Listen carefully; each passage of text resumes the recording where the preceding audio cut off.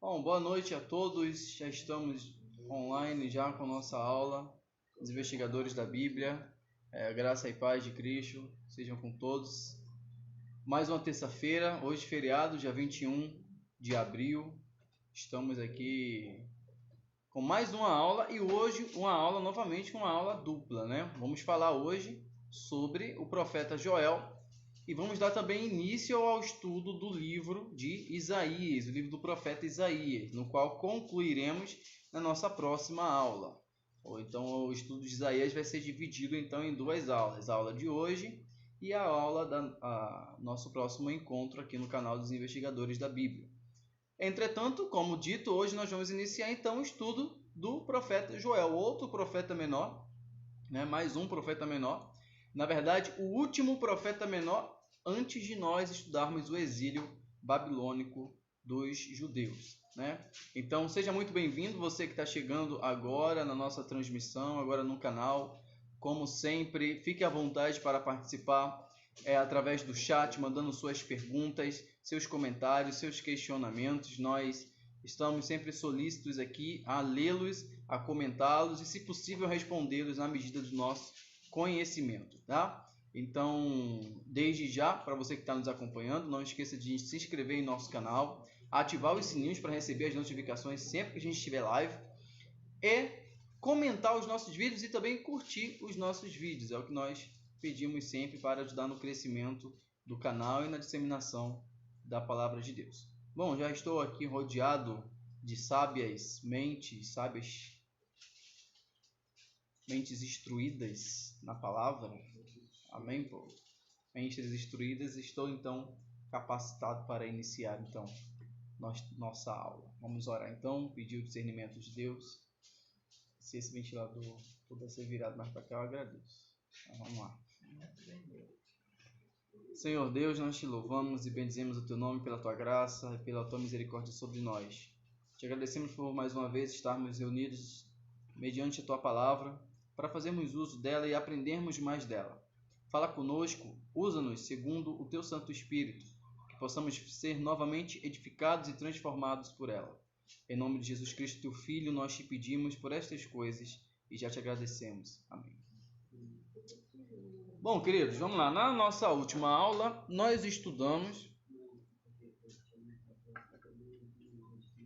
o livro do profeta menor, Abacuque e Sofonias. Foram dois livros, também foi uma aula dupla, né? Como são livros curtos, o livro dos profetas menores, é possível nós fazermos então essa aula dupla de estudo, principalmente quando eles são contemporâneos, né? As suas histórias. E como nosso objetivo aqui é estudar os livros da Bíblia cronologicamente, aqui eu abri uma exceção porque cronologicamente, onde nós estamos?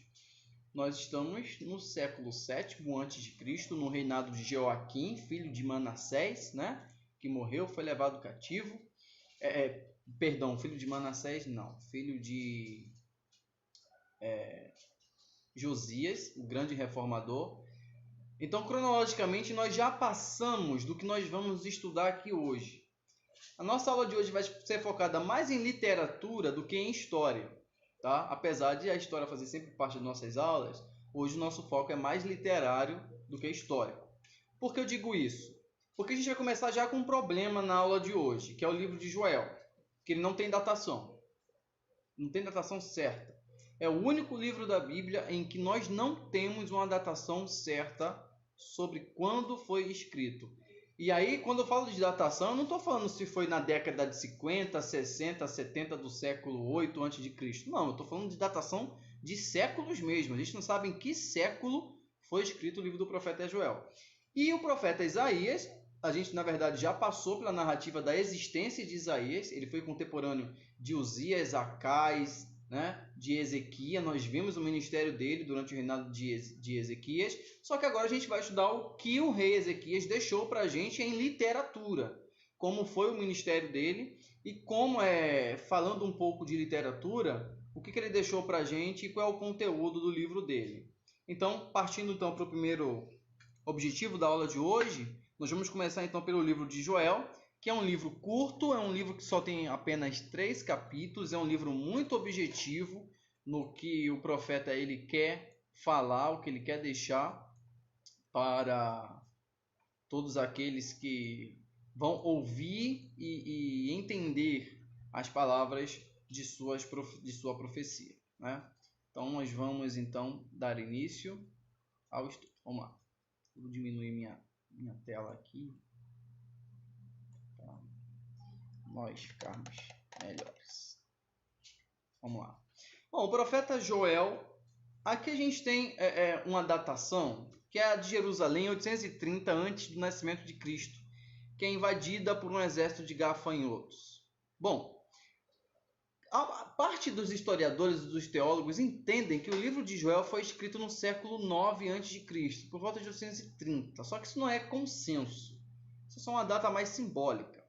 Mas o que é certo é que no conteúdo do livro de Joel, a gente vai ver que a principal mensagem dele é convertei-vos. A palavra conversão, o ato da conversão, ela é a palavra-chave no livro de Joel. E para a gente entender como ela se enquadra dentro do contexto que Joel vai descrever, a gente vai precisar então examinar o livro de Joel. Falando um pouco dele, o nome dele significa o Senhor é Deus.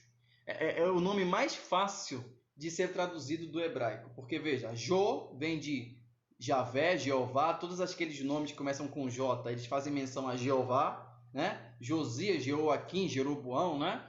E o El, que na verdade é a primeira parte do nome Elohim, né? Onde a gente fala El Elyon, ou só El, também encontrado na literatura cananeia como Deus. E no livro de Gênesis, a primeira menção à palavra Deus está com a palavra El, Elohim. Então, Joel, o Senhor é Deus. Literalmente, Jeová significa Senhor e Elohim significa Deus. Então, o Senhor é Deus, Deus é o Senhor, Joel é o significado desse nome. Bom, através desse profeta nós podemos ter uma noção ainda mais clara do quanto o Senhor de fato é Deus. Então, dentro do nome dele, a gente vai ver isso muito claro dentro da figura. Porque uma coisa é ser Deus e uma coisa é ser Senhor. A gente poderia enquadrar o nome de Joel em outro livro da Bíblia, onde o objetivo de Deus é mostrar que ele é Senhor, que é a narrativa do Êxodo. Vocês podem observar que no Êxodo do Egito, o faraó não duvidava de que o Deus dos hebreus poderia ser uma divindade, de que poderia existir, mas que ele era inferior às divindades dos egípcios. O objetivo de Deus, entretanto, no livro e na narrativa, na história, é mostrar que além de Deus, ele é Senhor. Tanto que ele faz o Senhor do mundo, que é o faraó, subordinar a ele, que é o verdadeiro Senhor. Então, na verdade, é uma disputa ali, né, de vassalagem, né, de sujeição entre senhores, entre divindades. E é o que, na verdade, Deus ele vem fazendo nesses escritos dos profetas menores e também dos profetas maiores, que é mostrar que ele é Senhor. E ser Senhor significa que ele está acima e governa, e ele quem manda. Ou seja, tem domínio sobre a natureza, governo e o ser humano. Então, esse é o objetivo de Deus no Antigo Testamento, basicamente em cada livro da Bíblia, é esse: mostrar que ele é Senhor da natureza, do governo e dos humanos. É óbvio que esse é o objetivo dele depois da queda, porque a queda faz com que o homem se rebele sua natureza, se rebele contra o governo de Deus e se torne autossuficiente, achando que é senhor de sua própria vida, né? Então, esse é o objetivo claro.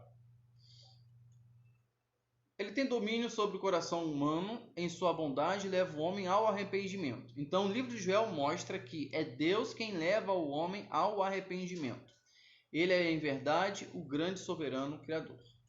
Bom, a única informação que a gente tem sobre Joel é o nome do pai dele, Petuel, né? Que também faz referência ao nome de Deus. Nós temos aqui a palavra El no final. No versículo 1 do primeiro capítulo de Joel, ele diz assim: palavra do Senhor que foi dirigida a Joel, filho de Petuel. Então é a única informação que a gente tem sobre Joel. Não sabemos mais nada sobre ele, porque ele não fala de si, ele não fala onde viveu, de onde nasceu, de onde Deus chamou ele. Ele não fala praticamente nada de seu ministério. O livro de Joel é somente profecias acerca do que estaria para acontecer e conta também um pouco da realidade que a sociedade estava vivendo. Só que o fato dele contar não fica claro para nós quando aconteceu. A gente só vai ver como é que estava essa sociedade, mas a gente não vai ter certeza de quando. Por isso que a gente diz, é um período incerto. Nós não temos, historicamente, comprovado quando foi escrito o livro de Joel. É um período incerto. Não há menção a reis ou datas. Existem hipóteses acerca, então, da data. E quais são as principais hipóteses? Vamos lá. A primeira hipótese é que os livros de Joel, o próprio Joel, né, ele existiu no tempo de um Judá pré-exílico. Uma história, então, hipótese pré-exílica, enquanto Samaria ainda existia. Essa é a primeira hipótese. A segunda hipótese é a hipótese pré-exílica sem Samaria, ou seja, ela foi escrita antes do exílio, mas depois da queda de Samaria. A quarta hipótese é a pós-exílica. Perdão, desculpa, a terceira é a pós-exílica, foi escrito depois do exílio. Só que a gente vai ver elementos aqui no livro dele que tanto podem ser usados antes do exílio como depois do exílio.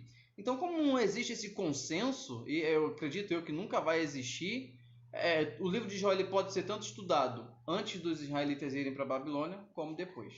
É irrelevante. O que é importante no livro de Joel não é a sua datação, que seria importante, talvez, nos livros de outros. Por exemplo, de Abacuque, fica claro que é antes. A gente viu pelo que Abacuque disse, né, contou da sua época. É óbvio que é antes do exílio, mas Joel a gente não sabe. Tem uma divergência, então, entre os historiadores. Bom, o que nós temos, então, é a poesia. A qualidade poética, conhecimento dos profetas anteriores e a maneira como trata a própria língua. Isso é uma das características do livro de Joel. A profecia dele é marcada pelos seguintes elementos. Uma praga de gafanhoto que destruiu a colheita. E aí o tema do devorador, fora o livro de Malaquias, que é o principal livro, né, que fala sobre o devorador, e a maioria dos pastores adoram o livro de Malaquias justamente por isso. Né? Olha, o livro todo não, e nem é todo o capítulo 13, é só apenas alguns versículos, né? 3:10. Mas o livro de Joel também fala sobre o devorador. Mas ao contrário do livro de Malaquias, né, que fala como se deve evitar o devorador, aqui nós já temos o devorador. A destruição já está feita, que é o gafanhoto, que é a locusta, que é a praga. Com isso ele gera a fome, que é consequência dessa destruição, e também ele fala sobre o dia vindouro do Senhor. Observem que todos os profetas que a gente tem estudado falam acerca desse terceiro elemento, o dia vindouro do Senhor. O dia do Senhor está perto, né? Todos eles falam sobre este dia, e a gente já viu, né, o significado do que significa ser o dia do Senhor. Bom, ele interpreta então a calamidade de seu tempo como uma visitação do juízo de Deus. Estamos sofrendo, estamos padecendo porque Deus está visitando o nosso povo. O quarto tópico do livro de Joel, ele fala sobre o derramamento do Espírito Santo. Profecia que é cumprida no dia de Pentecostes, lá em Atos 2. A gente vai falar sobre esse texto também hoje. É dele a profecia sobre a descida do Espírito Santo. E considerado o dia do Senhor, é considerado uma marca do juízo de Deus sobre o povo de Israel, assim como nos outros livros.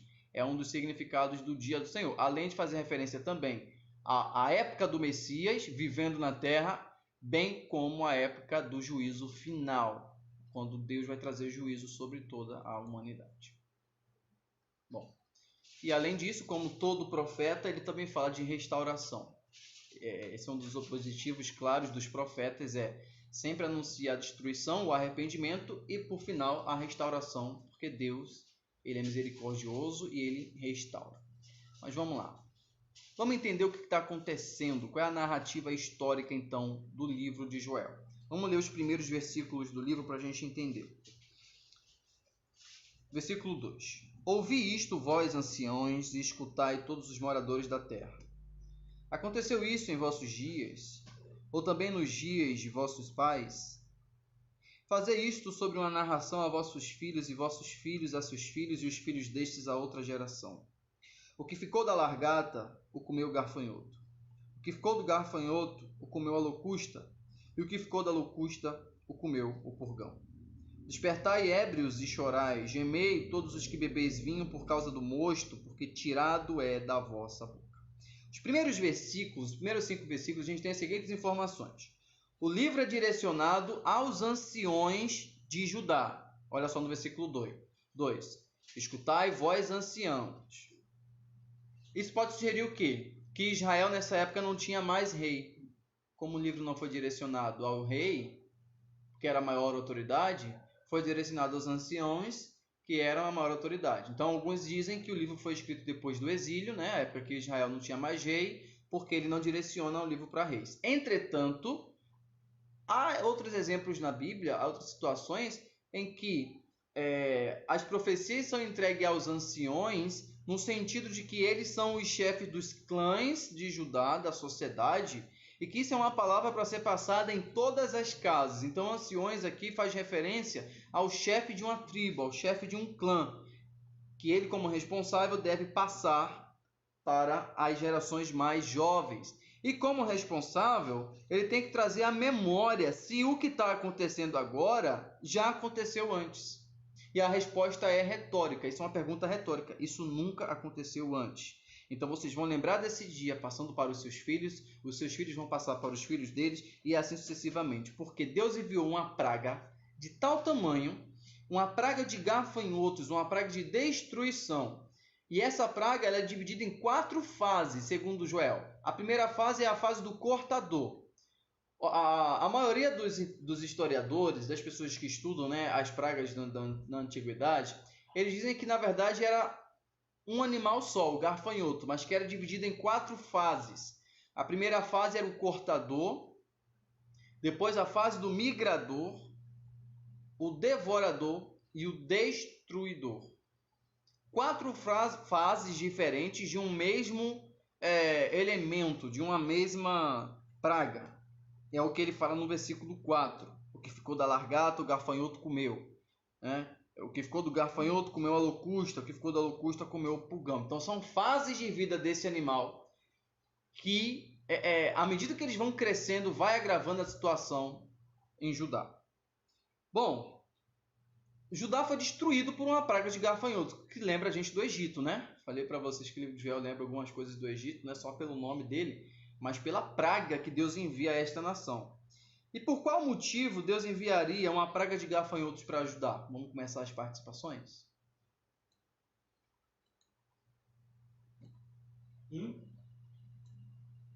Por qual motivo? Bom, como sempre, o motivo era que o povo não estava de acordo com a verdade divina, já revelada na Torá. E isso bate com algum período histórico que a gente está estudando daqui para trás?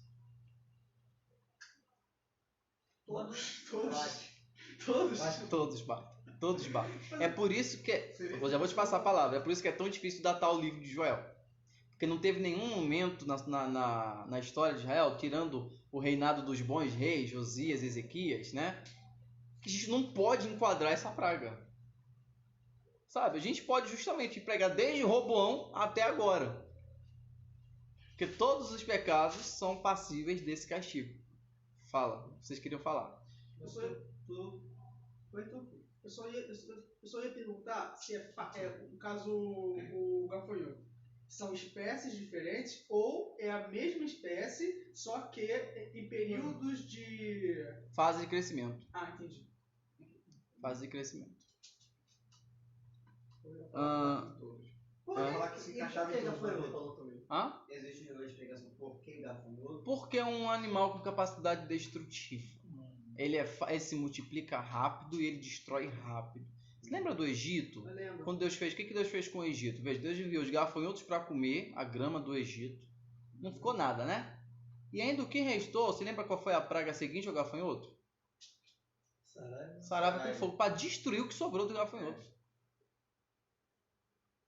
Você entendeu? Mesmo que tivesse sobrado alguma coisa dos gafanhotos, né, e sobrou, Deus envia a saraiva com fogo para destruir o que sobrou dos gafanhotos. Então veja, é uma capacidade destrutiva enorme que tem uma praga de gafanhoto. Isso é comum, tá? Isso é muito comum em alguns lugares do mundo, até hoje, no Oriente Médio. Inclusive teve notícias recentes disso acontecendo. Uhum. Enviaram patos para tentar combater e etc. Sim. Eu vi um vídeo, Pois né? E no Egito, gente, não pensem vocês que os gafanhotos só perturbaram o Egito por causa de Moisés, não, porque o Egito sofria com gafanhotos sempre. Agora, como na época de Moisés, nunca. Porque eles se preparavam para essas infestações de insetos. E são por períodos, né? Pode Você ser. vai dizer, saraiva vem antes do gafanhoto. Ah, vem antes? Então, Desculpa. o gafanhoto Ele vem pra para comer o resto, né? Eu troquei. Bom lembrar. Exatamente. É o caminho inverso. Deus envia a saraiva, porque faz mais sentido, realmente. Aham. E o que sobrou da destruição, o gafanhoto vai para comer o que tinha sobrado. Então saímos lá com fome, né? Porque, pô, tinha quase nada. Né? Mas aí não foi para a terra de Gósen, né? Porque os israelitas estavam na terra de Gósen. E os egípcios ficavam em Pi-Ramsés, que era a capital. Deus fazia a diferença da terra. Então, quem saiu de lá com fome foi o gafanhoto que eu tava falando. Ah, tá. Entendi, acho que você tinha falado dos israelitas, pô. Então, segundo a tese de alguns estudiosos que falam que Deus enviou o gafanhoto para isso e também para humilhar, que era um dos deuses do Egito, Também. que era da agricultura, Também. que fazia, né? Sim. E cada praga significava um tipo de... A derrota de um Deus. de um Foi o que eu Deus falei no que eles início. adoravam. O objetivo de Deus em Êxodo é mostrar que ele não é Deus. Os Ele é o egípcios Senhor. sabem que eu sou Deus, mas eu sou o Senhor. Então eu me submeto, cada divindade, um por um, me submeto a mim. Né? Essa batalha, né? Que a gente tem. Mas vamos lá. Se bem que é uma batalha muito injusta, né?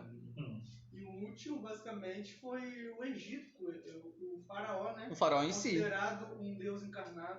O faraó em si. Exatamente. Bom, e aí, gente, o que acontece com a destruição de gafanhotos? Acaba a comida, acaba tudo. Acaba tudo. E com isso vem fome, vem doença. Um vizinho vai matar o outro por causa de comida. Vem um caos na sociedade. O nome já fala, né? Só termina com do.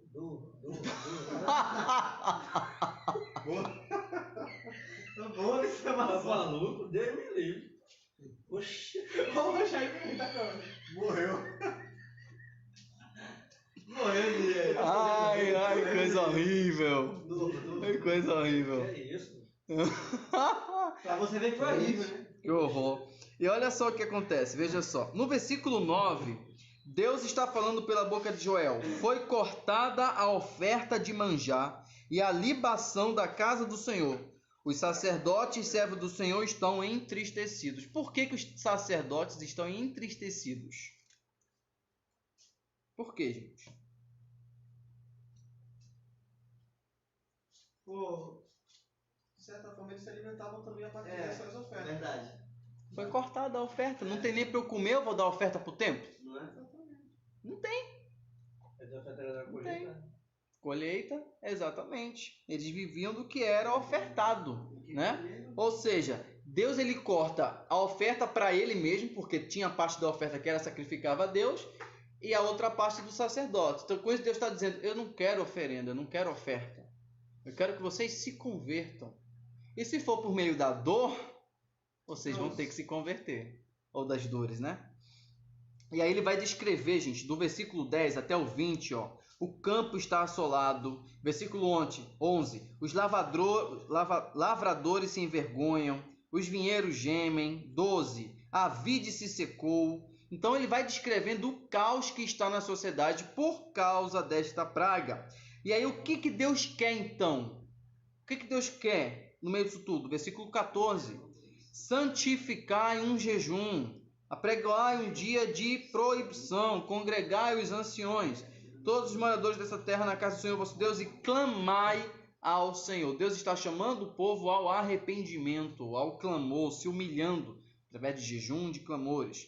Porque ele diz no versículo 15, há aquele dia, porque o dia do Senhor está perto e virá como uma assolação do Todo-Poderoso. Veja, tudo isso que está acontecendo ainda não é o dia do Senhor. Ainda vai vir coisa pior ainda, é o que Joel está falando. Se arrependam antes que chegue o dia do Senhor. E esse dia do Senhor aqui é a destruição de Judá. No capítulo 2, ele vai iniciar então, e aí antes da gente entrar, né, deixa eu passar aqui para vocês e mostrar as características do esboço do livro, né? Vamos lá, até onde a gente foi. Vamos lá. Dentro do livro de Joel, a gente tem duas fases bem distintas. Vamos lá. A primeira delas vai do 1:1 até o 2:7, que fala das 3 calamidades reais e históricas que a nação está atravessando. Quais são as calamidades? Desequilíbrio ecológico, que a gente viu com os gafanhotos, né? Outro desequilíbrio ecológico, que é uma seca, afetando profundamente a agricultura e a pecuária. Focos de incêndio, completando a calamidade. Isso aqui são descritos no livro de Joel, né? Que vai do 1:1 até o 2:27.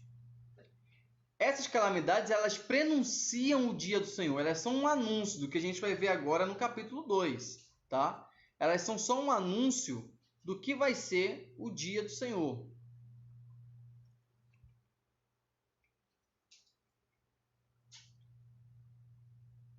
Então o Senhor, ele envia essas coisas para punir, no mesmo tempo fazendo um apelo ao povo para que eles se arrependam, né?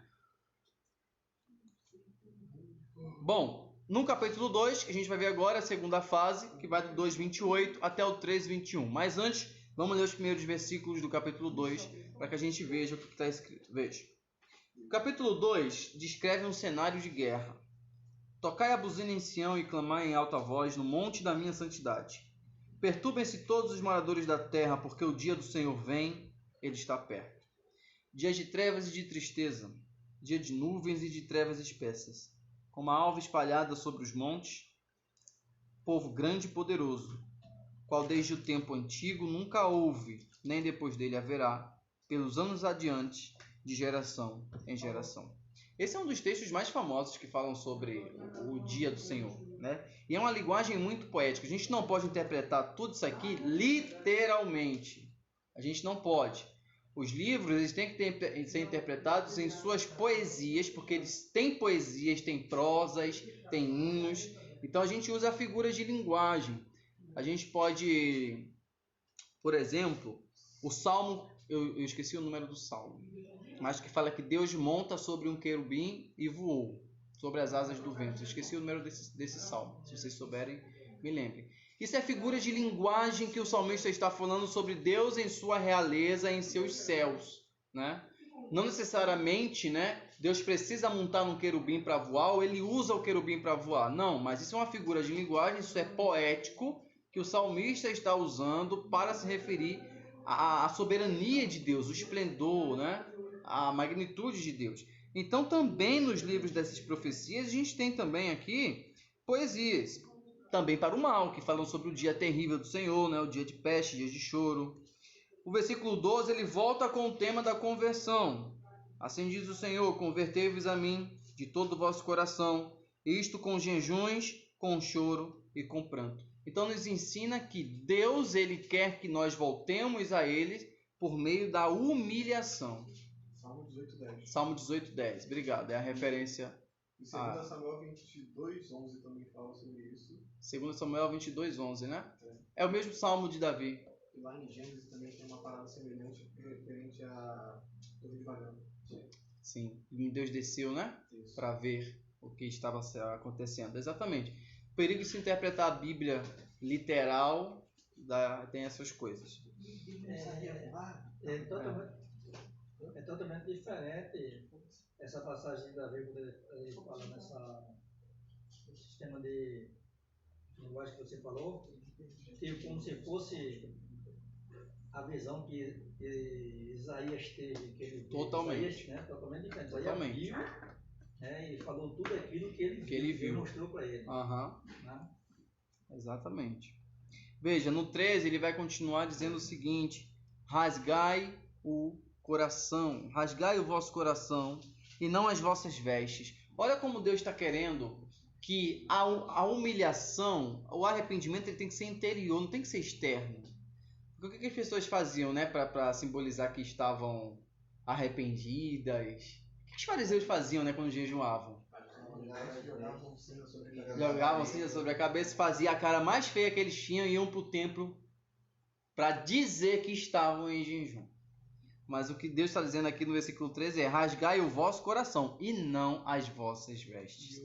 Convertei-vos ao Senhor vosso Deus, porque Ele é misericordioso, compassivo, tardio em irar-se e grande em beneficência, e se arrepende do mal. Outro perigo de se interpretar a Bíblia literalmente. Vamos lá, figura de linguagem que Joel está falando aqui, que Deus se arrepende do mal. Se nós interpretarmos esse versículo literalmente, a gente pode decorrer algumas heresias. A primeira delas é que Deus pratica o mal. Se Deus se arrepende... E a segunda é que Deus se arrepende. E a segunda é que Deus volta atrás. A primeira é, Deus se arrepende do mal. Mas o que significa Deus se arrepende do mal? Deus pratica o mal, ele vê que é ruim e ele se arrepende. Não é isso. Deus se arrepende do mal. Deus vai fazer algo ruim, mas ele se arrepende da ideia, volta atrás e tem outra ideia. Também não é isso. E isso é uma coisa muito humana. O plano de Deus ele é perfeito. Ele conta com o arrependimento do homem e também conta com o não arrependimento do homem, de modo que ele permanece, o decreto de Deus, ele permanece imutável. Os decretos de Deus são imutáveis. O que o Joel quer dizer, e tantos os outros profetas querem dizer quando falam que Deus se arrepende do mal, é como eu já expliquei para vocês, né? Deus ele usa de misericórdia. Talvez se a tradução fosse colocado desta forma, porque Deus tem misericórdia, seria menos problemático do que colocar Deus se arrepende do mal, né? Porque, por exemplo, Deus anunciou a destruição de Nínive através de Jonas, não foi? Sim ou não, gente? Sim. Os ninivitas se arrependeram. Deus voltou atrás e não destruiu Nínive? Não. Ele destruiu. Ele destruiu. Só que aquela depois. geração, não. Agora vamos pensar como um leigo lendo a Bíblia. Mas ele desistiu de destruir Nínive naquela hora. Então Deus se arrependeu de destruir Nínive naquela hora e ele só adiou depois. Não, Deus também não ia destruir Nínive naquela hora. Porque no decreto divino já estava estabelecido que Jonas iria pregar e os ninivitas iriam se arrepender. Isso já estava decretado, de forma que quando nós vemos a história, é tão completa, é tão perfeita, que Deus está a destruição de Nínive pela mão de quem? Dos babilônicos, o império que ele levantou para substituir a Síria como grande potência mundial, né? Então não é assim que nós devemos interpretar e ler as Escrituras, de modo que não caímos em erros, em heresias. Porque entra para aquela passagem de Jeremias que você me mandou, exatamente, né? Isso já estava estabelecido lá em Deuteronômio, quando Deus diz, se vocês fizerem isso, eu vou trazer o mal. Mas se vocês se arrependerem, eu tiro o mal de vocês. Então é ter misericórdia. É ter misericórdia. Bom, vamos lá. E aí o versículo 14 diz: quem sabe se voltará, se arrependerá e deixará após si uma bênção em oferta de manjar, em libação para o Senhor vosso Deus. Tocai a buzina em Sião, santificai um jejum, proclamai um dia de proibição. Chorem os sacerdotes, versículo 17, ministros do Senhor. Entre o alpendre e o altar e digam: poupa o teu povo ao Senhor, e não entregues a tua herança ao opróbrio, para que as nações façam escárnio dele, porque diriam entre os povos: onde está o seu Deus? Então, dentro disso, a gente tem que Deus está chamando ao povo para o arrependimento, sempre, constantemente. E essa é a linguagem que Joel expressa, que ele se utiliza, e a gente vê que o objetivo é esse. E aí, se a gente colocar esse texto aqui, pensa comigo, antes de Josias, antes das reformas de Josias, fez sentido ou não fez esse clamor para o arrependimento? Obviamente que fez muito sentido, porque de fato, grande parte do povo voltou a Deus. O rei Josias voltou a Deus, o rei Josias se humilhou, voltou à adoração a Deus. Então, se a gente colocar o livro de Joel antes do reinado de Josias, faz muito sentido esta pregação. Bom, agora indo para outra parte, a partir do versículo 28, né, até o 3:21, que é o final do livro, o autor então ele vai falar sobre a segunda fase do livro.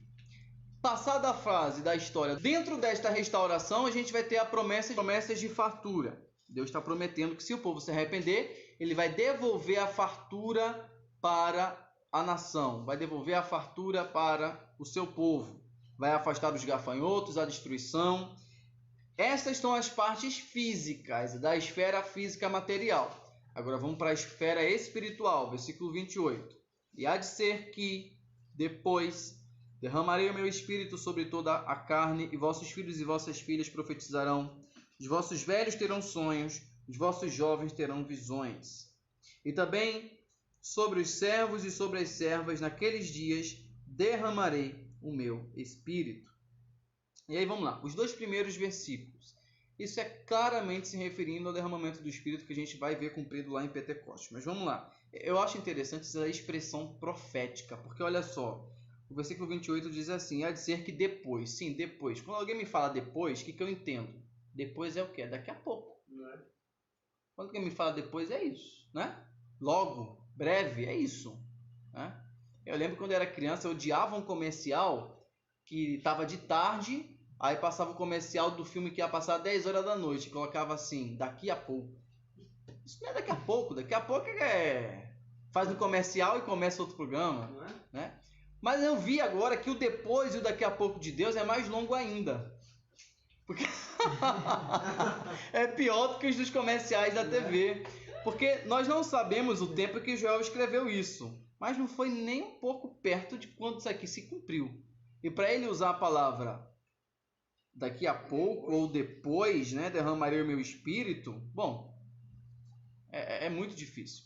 Algumas profecias bíblicas a gente só sabe que se cumpriram porque quando elas se cumpriram, as pessoas fizeram referência a ela. Por exemplo, Pedro, quando isso aqui se cumpriu, Pedro fez referência a essa passagem de Joel. Né? Ele falou, ó, isso está acontecendo como escreveu Joel e disse que nos últimos dias e tal. A gente sabe que isso aqui se cumpriu. Por exemplo, de Jesus, a gente vai ver Isaías daqui a pouco. Quando Jesus pegou o livro de Isaías e leu, o Espírito do Senhor está sobre mim, ele me enviou, né? Aquilo ali se cumpre em Jesus, mas como que a gente ia saber? Se Jesus não lesse e dissesse que aquilo se cumpriu nele. Então tem coisa na Bíblia que é complicado. Quando se trata de profecia, é complicado. Historicamente, a época do ministério de Joel, o povo, né, que leu isso aqui e acreditou nisso aqui, provavelmente estava acreditando que seria na geração deles, Sim. ou, nesse caso aqui também, que estava vendo a invasão dos destruidores lá, que eu esqueci o nome. Gafanhotos? Isso. Provavelmente depois de acabar essa invasão. Mas nesse período que acaba e mais adiante. Esse até no Novo Testamento, né? Quando Jesus prometeu que ia voltar, os discípulos estavam esperando Jesus voltar no seu tempo, né?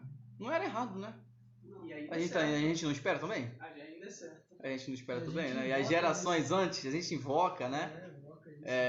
E às vezes cometemos o erro de dizer que é agora, como muitos cometeram esse erro, né? Ainda marca a data. Ainda marca a data ainda. A última foi dia 18? Foi dia 8? Foi dia 8, né? A última foi dia 8 agora de abril. Jesus ia voltar dia 8 de abril. Quem falou isso? Foi quem que disse? Alguém no Facebook.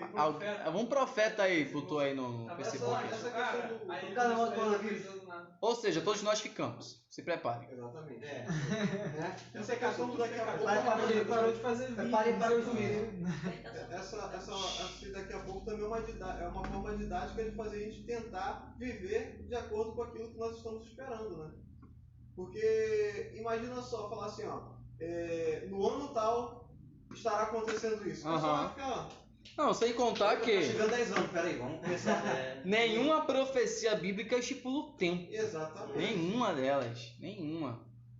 O daqui a pouco dá mais medo do que você marcar a data. Só a única profecia, e se eu tiver equivocado, me corrijam, que eu lembre, a única profecia que eu lembre, que teve o seu tempo estipulado, eu não vou dizer dos babilônicos, por quê? Quando Jeremias profetizou os babilônicos, ele profetizou para a sua geração, né? Ó, vai vir aí, vai levar vocês aí, vocês que estão aqui, não é o filho de vocês não, são vocês. Vocês vão ser levados para a Babilônia. Mas a invasão babilônica, ela já vinha sido profetizada desde quando? Há muito tempo, então eu estou tirando essa. Foi quando Cristo profetizou a destruição de Jerusalém. O que ele disse? Não passarão essa geração sem que estas coisas aconteçam. Então ele estipulou o tempo. Mateus 25, Mateus 24. E é uma grande discussão em relação a isso. Eu acho que tem um livro do R.C. Sproul que ele diz, nos fins dos tempos, ele fala um pouco sobre isso. Que é uns debates que isso aconteceu 50 anos depois, mas o costume era outro. Quando se falava isso, era um tempo um pouco antes, um tempo um pouco depois. Era muito, sei lá, diversificado essa questão da interpretação. Sem contar que os evangelhos foram escritos depois disso já ter acontecido. Também tem uma profecia do profeta Ágabo. Ele falou que Paulo ia subir, né? Ia Morrer. morrer. E também tem a fome. Isso. Foi Ágabo que profetizou a fome Eu acho que no foi Império sim. Romano? Foi Está sim. lá em Atos 2, né? Que viria uma fome. Sim. Mas vamos lá. Então, esta promessa ela vai se cumprir então em Atos 2. E lá em Atos 2, Pedro, ele vê o derramamento do Espírito Santo no dia de Pentecostes como o cumprimento desta profecia. E aí a gente vê, né, que a vinda do Espírito Santo ela não é relegada aos apóstolos e seus contemporâneos. Vamos lá, porque a gente tem as correntes interpretativas. Vamos lá. Profecia se cumpre quantas vezes? Senão não é profecia. É rotina. Eu acho que se já se cumpriu, não tem como se cumprir de novo. Né? Exato. É lógico, né? Vamos lá, uma vez, mas vamos lá. Mas aí a gente tem a questão do tempo.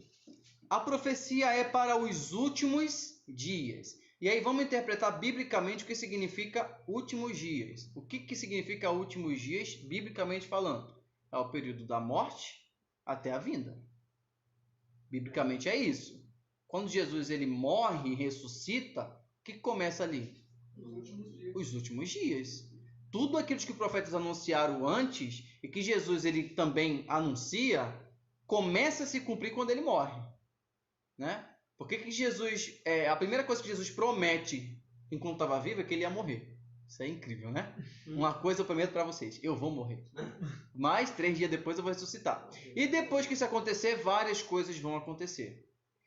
Mas isso é o princípio das dores. Mas essas dores, elas são características do período que se chama últimos dias. E se a gente colocar em perspectiva histórica, vamos lá. Pelo judaísmo, a gente tem até 5.000 anos antes de Cristo. A gente pode regredir até quase 6.000 anos antes de Cristo. Mas a gente ainda está no ano 2000 depois de Cristo. Então está bem recente a nossa história depois que Cristo foi assunto aos céus. E colocando na visão de Deus, o que são 2.000 anos? Nada, né? O que é uma geração para Deus? Nada. Mas vamos colocar.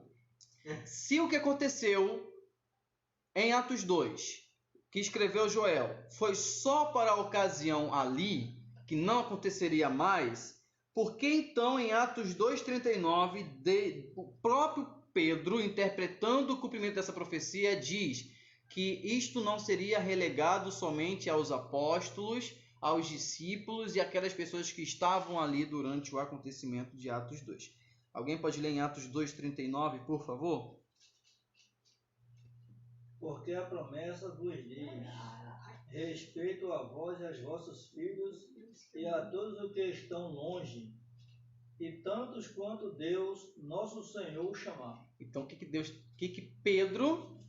Essa é a primeira interpretação de Pedro como apóstolo, né? Depois de ser cheio do Espírito, empossado do Espírito, né? Para interpretar esta passagem. O que ele está dizendo? Olha, esta promessa que começou a ser cumprida aqui não é só relegada a nós. Ela vai para os filhos de vocês, para todos os que estão longe. O que ele já está também decretando ali? Expansão do Evangelho. Não pode ficar só aqui. Nós temos que expandir e levar o cumprimento dessa palavra para outras áreas também. E não só os que nós vamos alcançar. E aí o último estágio. Mas a todos quanto nosso Senhor chamar. Então ela vai para todos. Então significa que ser cheio do Espírito Santo, ter visões, profecias, os dons do Espírito não são relegados somente à geração de Pedro. Eles são para todos aqueles a quanto Deus comissionar. Todos aqueles quanto ele chamar. Fala, Herbert. Quando Pedro foi na casa de Cornélio, ele falou, né, sobre o Messias e veio o Espírito Santo. Pedro falou basicamente dessa mesma coisa, que essa promessa, né, é para aqueles a quem o Senhor desejar, filhos e filhas, enfim. Então, isso foi um período considerável depois de Atos 2. Sim. Período bem considerável. Não foi muito depois, mas já é um depois. Não, período, né? Já é um depois. Período que, nessa visão de só... Se essa profecia só fosse nessa visão de acontecer só uma vez, não mais, mesmo assim já teria sido quebrado essa Sim, parte. sim. E aí a gente entra no debate dos cessacionistas, né, dos continuistas, acerca dos dons e da manifestação de Deus. Eu entendo que sim, profecias elas se cumprem uma vez, mas toda profecia ela tem o tempo de cumprimento. A gente não pode também tirar o tempo de cumprimento de uma profecia dentro de suas características, né? Por exemplo, a vinda do Messias, quanto durou? 33 anos. É o que a gente tem, né? Especulado. 33 anos de vida, né? 3 anos de ministério. Os últimos dias, quem estipulou quantos dias serão? Deus. A gente está vivendo. A gente está vivendo ainda essa profecia dos últimos dias. Ela não tem fim ainda. Ainda vai ser, né? A geração que for vai viver o fim do fim. Né? E no final todos nós estaremos lá para ver. Só que tem um tempo de cumprimento da profecia. Então nós estamos vivendo o tempo de cumprimento de Joel 2, 28. Pode falar. Também tem isso em outras partes. Em Daniel profetiza a invasão de Roma. E a Sim. invasão de Roma ficou Exato. antes de Cristo, Exato. depois de Cristo. Então foi isso em toda a Bíblia. Tem um tempo. Sempre tem um tempo determinado, né? Eu acho que o nosso maior problema é esse. É o fator tempo da gente decretar. Isso até é bíblico, né? Porque qual foi a primeira pergunta dos discípulos depois que o anjo disse para eles? Quer dizer, que Jesus disse para eles sobre as últimas coisas. Senhor, nos diz quando. Não compete a vocês saber quando. Só esperem. Então, Voltamos. Agora por definitivo. Em nome de Jesus. Vamos lá. Então vamos dar continuidade aqui. Desculpa aí para você que estava acompanhando no YouTube, os transtornos técnicos acontecem nas melhores transmissões. Avisa já que a gente vai voltar vamos lá. ao capítulo, versículo 1. A gente vai voltar... Não, isso aí não. Não concordo. Não concordo com isto. Mas vamos voltar aqui então, nós paramos que é o capítulo 3 de Joel, na parte da restauração. Então você que acabou de encontrar o nosso link, compartilha nosso link aí com o pessoal que estava acompanhando o nosso vídeo e que infelizmente foi interrompida a transmissão, valeu? Então vamos lá para Joel. Bem, vamos falar agora sobre o tema da restauração no livro de Joel, rapidamente para finalizar. Ele diz que depois do cativeiro, os israelitas, os judeus, serão restaurados. E ele diz assim no versículo 1, porque eis que naqueles dias e naquele tempo, em que removerei o cativeiro de Judá e de Jerusalém, congregarei todas as nações e as farei descer ao vale de Josafá, e ali com elas entrarei em juízo por causa de meu povo e da minha herança Israel, a quem eles espalharam entre as nações, repartindo a minha terra. A referência ao vale de Josafá se refere ao vale de Cedron. Aqui eu botei um mapa aqui de Israel. Eu adoro esse mapa porque ele sobrepõe o Israel do tempo de Cristo em cima do Israel moderno. Então as linhas coloridas que vocês estão vendo aqui é o que seria Jerusalém na época de Cristo, sobre um mapa de Israel nos dias de hoje. Google Maps Gospel. O Google Maps, Biblical Google Maps, né? Um nome mais chique, mais certificado. E aqui onde eu estou passando o meu mouse é o Vale de Cedron, que é também conhecido como Vale de Josafá. Para vocês eu não estou passando não, tá? É só para eles. Mas é o vale de lá. Aquele vale aqui na frente aqui, ó, essa área verde aqui é o Vale de Cedron, tá? Que se refere aqui no livro. E Deus ele promete então esse período de restauração, esse período de renovação do cativeiro. E aí algum versículo, o versículo 16 do capítulo 3, ele diz o seguinte: o Senhor bramará de Sião e dará sua voz de Jerusalém, e os céus e a terra tremerão, mas o Senhor será o refúgio de seu povo e a fortaleza dos filhos de Israel. Então Deus promete novamente que Ele irá proteger e livrar o povo de Israel da mão de seus inimigos. Ele termina dizendo, no versículo 20 e 21, que Judá será habitada para sempre, Jerusalém de geração em geração. E purificarei o sangue dos que eu não tinha purificado, porque o Senhor habitará em Sião. Algumas pessoas interpretam esses dois últimos versículos do livro de Joel como sendo uma referência ao perdão das nações que hoje foram alcançadas pela palavra de Deus. Outros eles veem que indica que todos os culpados serão perdoados por Deus por meio de Jesus Cristo, né? Então a gente tem duplas interpretações acerca destas visões e profecias no livro de Joel, tá? Então é um pouco complicado da gente falar exatamente o que significa. Bom, dessa forma é finalizada então o livro do profeta Joel. Só para a gente relembrar um pouco da cristologia do livro, do que nós vimos, a gente vê que na vinda do Senhor Jesus haverá sinais nos céus. A gente viu esses sinais do capítulo 2 em diante. A gente pode comparar com Mateus 24, a gente já fez isso na nossa aula.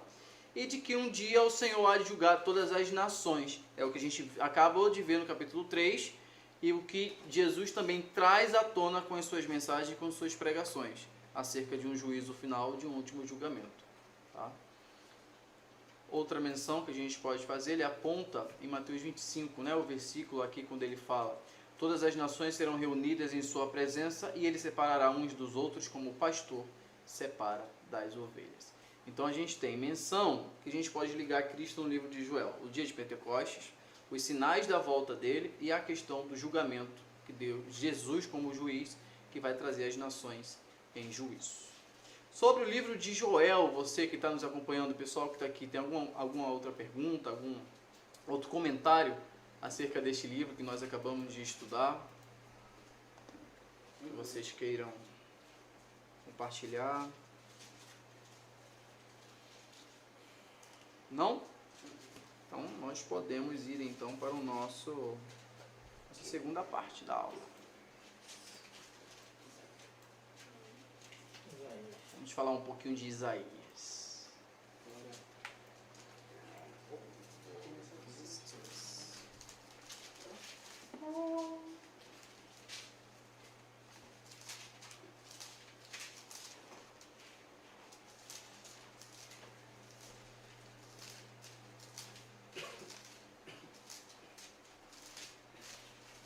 Rogério, o livro de Isaías nem começou, mas deixa eu perguntar uma coisa.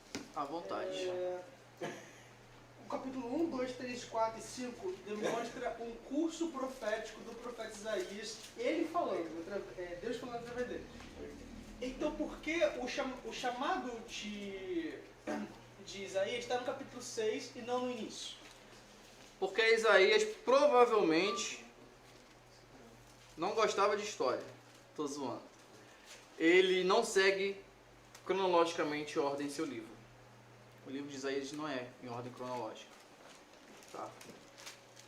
Tanto que a gente tem, como você bem disse, o relato do chamado dele no capítulo 6. Né? Enquanto do capítulo 1 até o 5 nós já temos conteúdo no livro dele, que acontecem depois do chamado dele no capítulo 6. Então parece que ele vai escrevendo seu livro de acordo com a memória e não de acordo com os atos que vão acontecendo. Quer ver outro livro na Bíblia que é assim? João, o Evangelho. O livro de João não é cronológico. Os milagres que aconteceram ali, João ele não escolhe uma cronologia certa daqueles milagres. Só o primeiro que é o primeiro. Só a cronologia que ele do diz. início, meio e fim, né? Só essa cronologia, porque o objetivo de João não é falar dos milagres, mas é estruturar os milagres de Jesus de uma forma que ele possa pregar a vida de Cristo do nascimento até a sua morte. Vocês sabem quantos milagres tem no Evangelho de João? Você lembra? Não é. 7. Porque fala das 7 fases do nascimento até a morte e até a ressurreição de todo judeu. Os milagres no Evangelho de João contam a vida de um homem. E a vida de um homem, segundo o judaísmo, começa quando ele casa. Por isso que o primeiro milagre que ele menciona de Jesus é no casamento.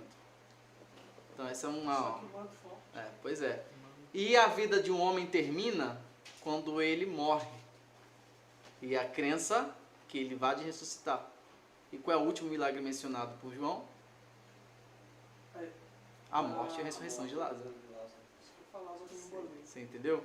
Então tem essa questão Sempre tem algo por trás do que somente o que está escrito nos livros. Eu vou dar uma de Rafael agora, mas pra mim João é o melhor livro do mundo.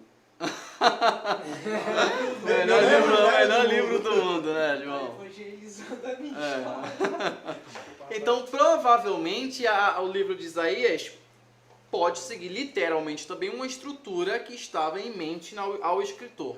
Mas vamos lá. A gente vai passar aqui, então, por alguns aspectos do livro de Isaías. A gente não vai estudar todo o livro de Isaías hoje, fiquem calmos.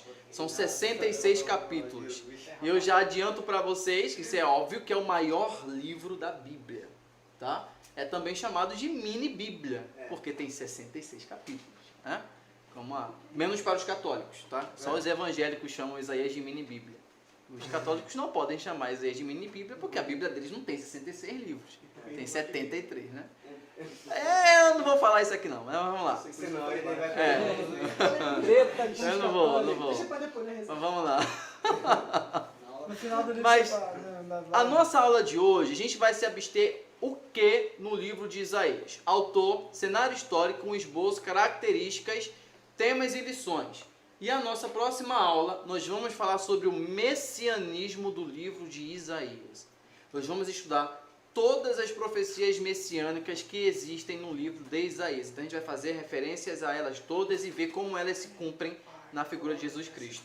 O livro de Isaías, e aí vocês devem saber disso, é o livro mais usado para converter judeu. Ele é o mais usado. A maioria dos judeus, grande parte deles se convertem porque leem o livro de Isaías e encontram em Isaías quem? Jesus Cristo, a figura histórica de Jesus Cristo, como o cumprimento daquilo que Isaías profetizou. Então, porque já adiantando, né, ele é o livro que mais faz referência e profecias acerca do Messias. A questão do capítulo proibido. Exatamente. Mas vamos lá.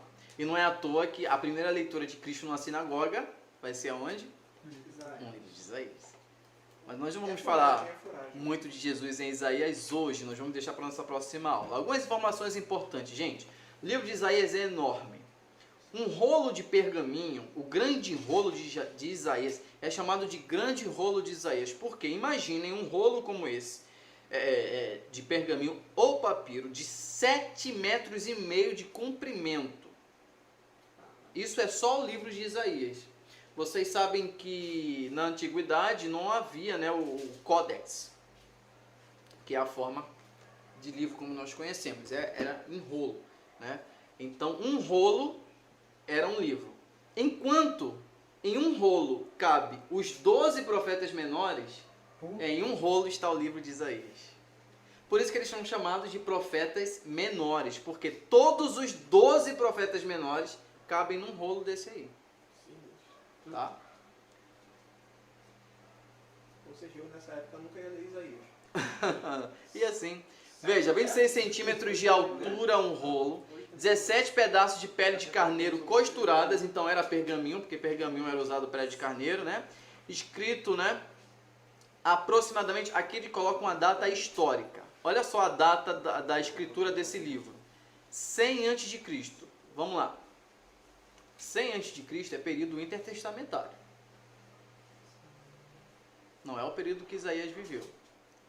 Duas hipóteses. Primeira, isso foi o ano da reedição de Isaías, ou seja, uma cópia de Isaías foi feita no ano 100 a.C., ou alguns historiadores também afirmam que o livro foi escrito no ano 100 a.C.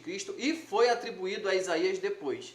Assim como o livro de Daniel, os historiadores afirmam que o livro de Daniel não foi escrito por Daniel, foi escrito por judeus que estavam vivendo durante o período dos Macabeus, que escreveram o livro de Daniel. Os historiadores têm dificuldade em aceitar essas datas. A gente tem uma divergência entre historiadores e teólogos. Por quê? Não necessariamente um historiador ele tem que ser religioso e acreditar naquilo que ele está estudando, né?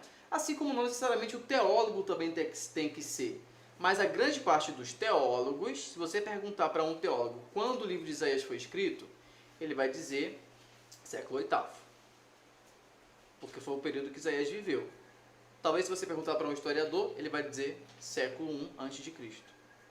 Por quê? Porque é muito difícil para um historiador aceitar que alguém escreveria 6 séculos antes, acontecimentos que iriam acontecer 6 séculos depois com tanta exatidão.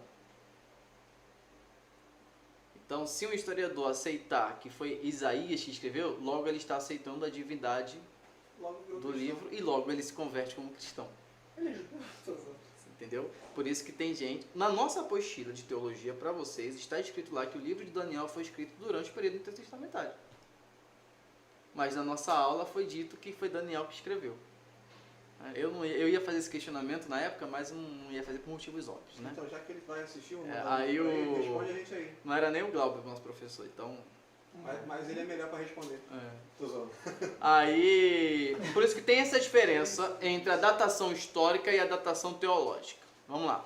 Esse rolo aqui que vocês estão vendo, ele foi descoberto no ano de 1947. Isso aqui é uma cópia essênica do livro de Isaías. Os essênios, a comunidade essênios do Mar Morto, que vocês conhecem bem, né? Foi encontrado os pergaminhos do Mar Morto no ano de 47, em Nag Hammadi, lá no deserto de Israel. Isso é uma cópia do livro de Isaías. Vamos lá. Muito recente. Sobre Isaías, ele vive no século 8 a.C., né, aproximadamente 650, 640, até o ano 700, né, antes de Cristo, alguns trazem para 690.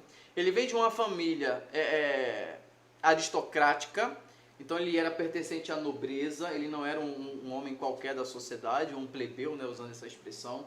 Como Sofonias, né, ele não era de família real, mas ele vinha de uma família aristocrática. Ele vai ser chamado de profeta evangélico ou evangelístico. Por que dão esse nome para Isaías? Ora, porque ele vai profetizar o Messias, né? As boas novas, né? Justamente o Messias, né? Informações que nós temos em seu livro. Ele era casado com uma mulher que também era profetisa, tá? E tiveram 2 filhos de nomes muito lindos que eu já vou ler para vocês daqui a pouco, tá? O nome dos filhos dele, ótima dica para vocês aí, futuros pais. Ministrou em Jerusalém durante o reino de Uzias, Jotão, Acais e Ezequias. A gente tem a informação no capítulo 6 de que o ministério dele começou no ano da morte do rei Uzias. Ele vai dizer assim, Isaías 6:1. No ano em que morreu o rei Uzias, eu vi o Senhor assentado em seu trono e o seu séquito cobria os céus, né? Cobria a sua majestade.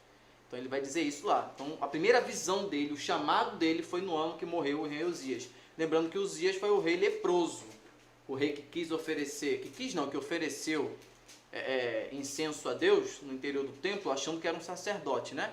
E Deus feriu ele de lepra, ele morreu doente. Ele viveu durante os anos de Uzias, Jotão, Acais e Ezequias. Lembrando que foi ele que profetizou a vitória de Ezequias sobre Senaqueribe. Foi ele que profetizou a cura de Ezequias e os 15 anos a mais, né? Foi tudo ele. Ele está vivendo durante esse período. Segundo a tradição, alguns dizem que ele foi cerrado ao meio. Como ele morreu? Segundo a tradição, mas não é certo afirmar isso, dizem que Isaías foi cerrado ao meio. Por quem? Quem vocês acham que mandou cerrar Isaías? Olha a época que ele viveu. Essa pergunta vale um prêmio. Assírios ou babilônios? Não. Vou dar um salve aqui pro meu primo Valtinho, que está acompanhando aqui, pediu para eu ler o chat aqui. Um abraço e um beijão para você, Valtinho. Deus te abençoe. Quem vocês acham que matou Isaías? Olha o reinado dos reis aqui, gente. Isso aqui é uma cola. Isso aqui é uma cola. Ele viveu durante Uzias, Jotão, Acais e Ezequias. Ele está vivo durante Ezequias. Só que ele morre depois de Ezequias. Quem vocês acham que manda matar ele? O filho de Ezequias. O nome dele? Esqueci o nome dele agora. Eu sei que ele foi totalmente ao contrário do pai. É Amon? Eu esqueci que o filho adiante. Aquela coisa ruim. Ele é Amon? Não. Amon é o neto. Não, neto. Manassés. Manassés, Foi um rei perverso que desfez tudo que o pai dele fez. E o Talmud, que aí são escritos farisaicos, né, sobre os costumes judeus, eles dizem que Manassés matou Isaías, porque Isaías profetizou coisas ruins sobre Manassés, porque ele não foi como o pai dele. Então, eu vou contar como é que foi a história para vocês da morte de Ezequias, falando e relembrando para vocês que isso não é historicamente de Isaías, desculpa, comprovado, isto é duvidoso, esses relatos. Mas antes de falar para vocês que ele foi contemporâneo de Miqueias, Amós e Oséias. Esses profetas que nós já estudamos aqui, eles viveram na mesma época que Isaías. Bom, Ai, que horror, tá bom. vamos lá. Isso é só uma imagem. Isso é só uma imagem. É o tempo da Inquisição. Tá? É só uma imagem, só para ilustrar. Tá? Mas vamos lá. É uma imagem medieval que fala sobre o martírio de Isaías. Vamos lá. O martírio de Isaías é o nome de um livro apócrifo. Se é apócrifo, é duvidoso. Não podemos depositar fé. Que contém uma narrativa essênia, ou seja, os essênios escreveram, os essênios eram uma das seitas do judaísmo, dos fatos que antecederam a morte do profeta Isaías pelas mãos do ímpio rei Manassés. Tá? Um exemplo, segundo 6,14, ou seja, esse livro aqui, Martírio de Isaías, capítulo 6, versículo 14, Manassés teria condenado o profeta hebreu por dizer que havia visto Deus. Ele diz lá em Isaías 6,1 que viu a Deus, né? Só que ninguém pode ver Deus e continuar vivo, né? Segundo Êxodo 33:20. Isso aqui é muito duvidoso. Aí para defender Por Deus, quê? eles pegaram e mataram. Não, e outra coisa, por que Manassés estaria preocupado em defender Deus? Nenhum. Então, por isso que o relato é duvidoso. Outro relato é o Talmud. Isso aqui é o livro Martírio de Isaías, escrito pelos essênios antes de Cristo. O Talmud, que é escrito depois de Cristo, conta a seguinte história. Que Isaías profetizou contra Manassés. Manassés perseguiu Isaías e que Isaías se escondeu dentro de um tronco de árvore seco. E que não quis sair de lá e por isso Manassés deu a ordem de cortar o tronco. Tá? E cerrou ele ao meio.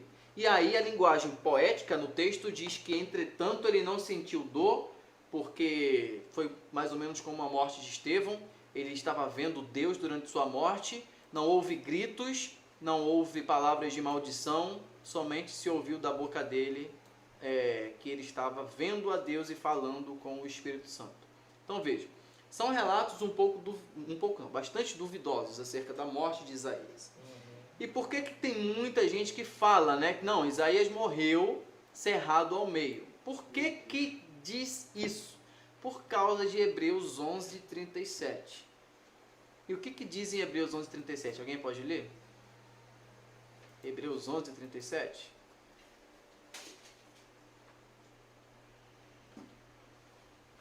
Eliabes acertou lá. Manassés. Isso aí. Tá acompanhando bem. O meu primo Valtinho está dizendo que Manassés é do mal. Diz assim, ó. Rapidinho, gente. Manassés é do mal. Vamos lembrar que, segundo a narrativa de Crônicas, Manassés se arrependeu e foi restituído ao reinado. Mas foi do mal. Pode ler. Foram apedrejados, cerrados ao meio, mortos a fio de espadas e andaram como peregrinos vestidos de pele de ovelha e de cabras. Passaram por necessidades e foram afligidos e maltratados. Então, o texto, essa é a galeria dos heróis da fé de Hebreus 11, né? Não faz referência direta a Isaías. Esse texto ele é atribuído que Isaías foi cerrado ao meio, mas não faz referência. Mas você está dizendo, Rogério, que não aconteceu? Não, assim como eu não posso também afirmar que aconteceu. Aí eu vou usar a resposta de todo aluno que responde ao professor de história, né? O que aconteceu no ano tal. Não estava lá para ver? Então, assim, tem coisas que historicamente vai ser impossível. Então, o que eu aconselho para pregadores e professores acerca dessas coisas? Apresentem as fontes e trabalhem nas fontes. A fonte é confiável? Se for confiável, monte o seu argumento e a sua aula em fontes confiáveis e explique o porquê. Se há dúvida, explique que a fonte não é confiável e que por isso você não pode afirmar certamente se tal fato ocorreu, né? Eu digo isso porque eu já vi, eu tenho certeza que vocês já viram, pessoas não só em aulas, mas em cima de púlpito dizendo que Isaías morreu cerrado ao meio. Já ouvi. Né?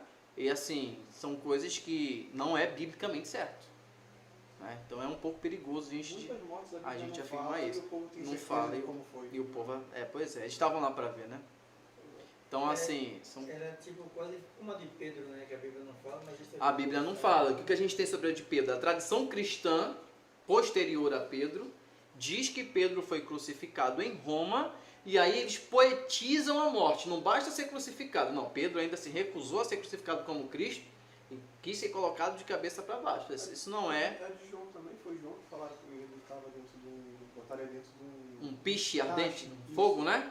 Mas que ele não foi Eu vi que era azeite. queimado, né? Alguns falam que foi piche, outros falam que foi azeite fervente, óleo fervente, né? E que não foi. Veja, isso não é bíblico, isso são literaturas, né, que a gente tem depois, pós o cânon do Novo Testamento, então a gente nunca pode afirmar. Bom, vamos lá, então.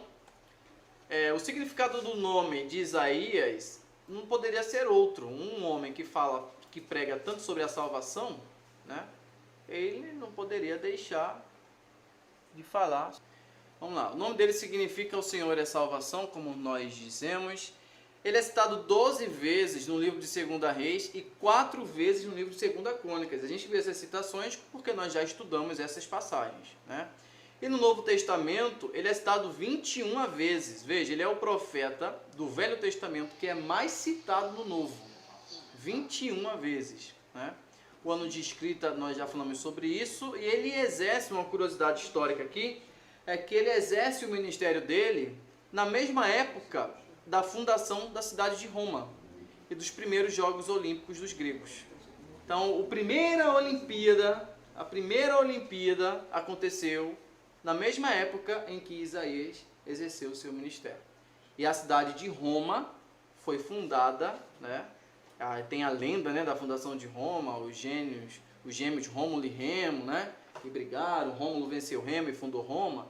Então, historicamente, né, está na meados do século 8 a.C., na mesma época de Isaías.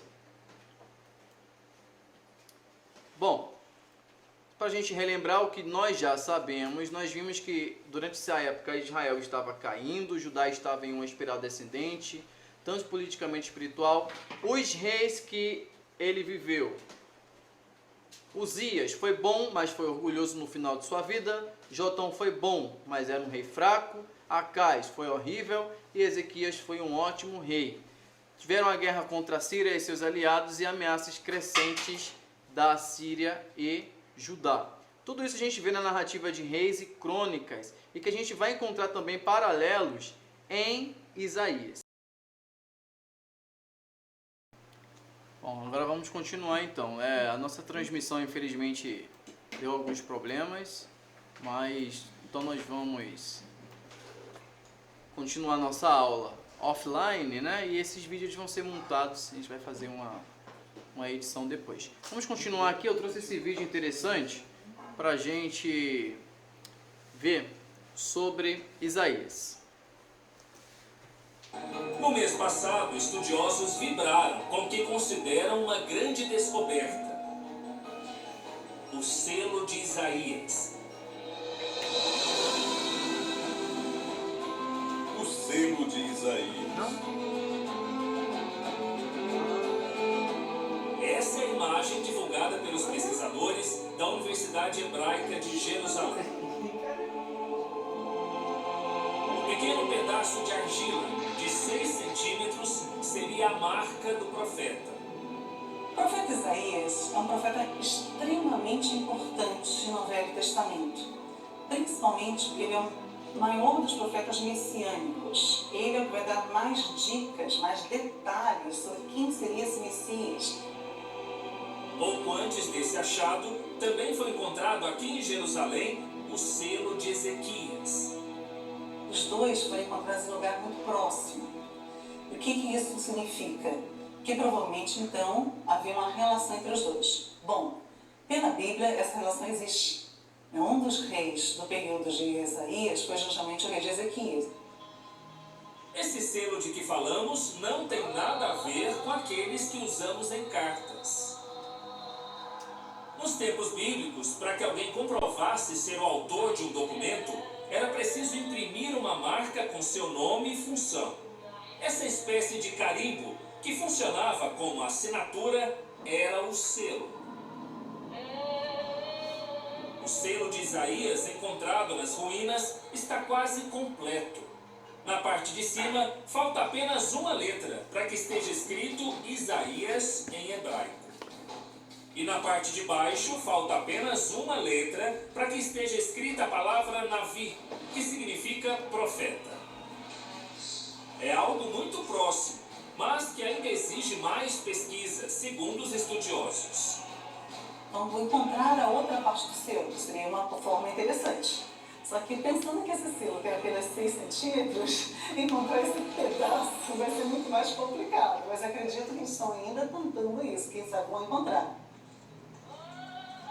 Se aprendemos algo nessa expedição, é que a história pode ressurgir quando menos se espera desse lugar tão especial.